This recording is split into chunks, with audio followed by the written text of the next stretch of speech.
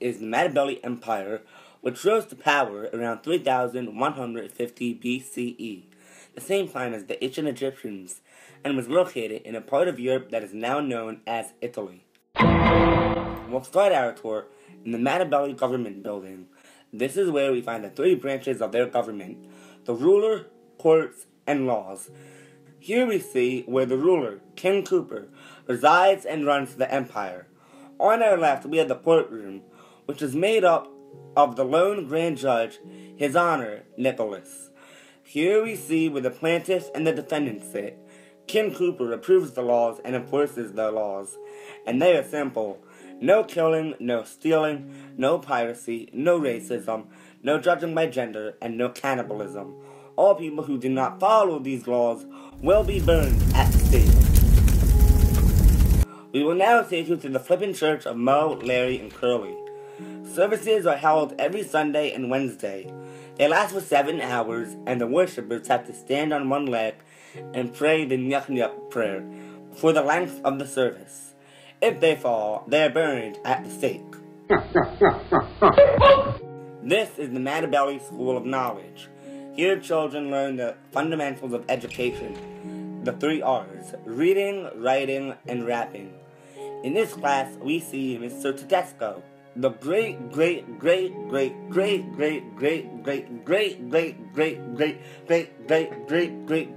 grandfather of Mr. Alex Tedesco. Needless to say, the first Mr. Tedesco was great, before he was burned at the stake. The students go to school 5 days a week for 3 hours a day. Students that are late for class, swear, or fail to do their homework, are burned at the stake. Let's visit the Mattobelli Public Library. This building contains rows upon rows of books and scriptures by the old masters: Homer, SpongeBob, Bender, and Master Peter Griffin. The social structure of the Mattobelli Empire is made up of 3 vendors. The first vendor is Blacksmith Megan.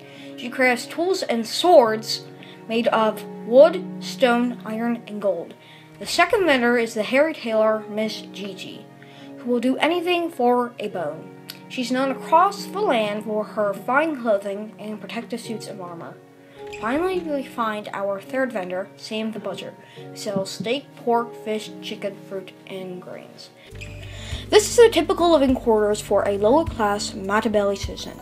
Each hut has a cot, bookshelf, table, and a hole for disposing their waste. The upper-class citizens live in a large mansion with beautiful, lavish fountains and furnaces to keep them warm. Here's extremely comfortable beds made of real Corinthian leather. There are small living quarters for the slaves that contain 1 cot, a hole, and a bookshelf. The Mattobelli farms contain delicious pale potatoes and orange carrots.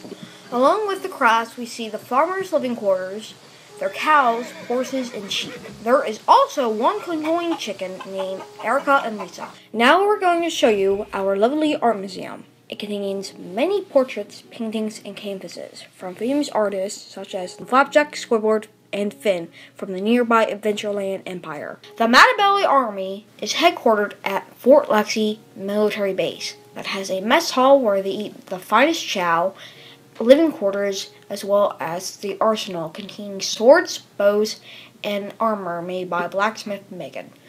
We also have training grounds for soldiers and new recruits to prepare for battle and learn how to burn citizens at the stake.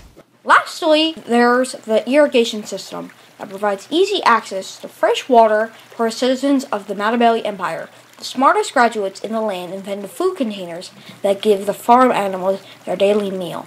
The large rivers that surround the Mattobelli Empire has many aqueducts that flow into farms and stables. Well, there you have it. The Mattobelli Empire in all its glory.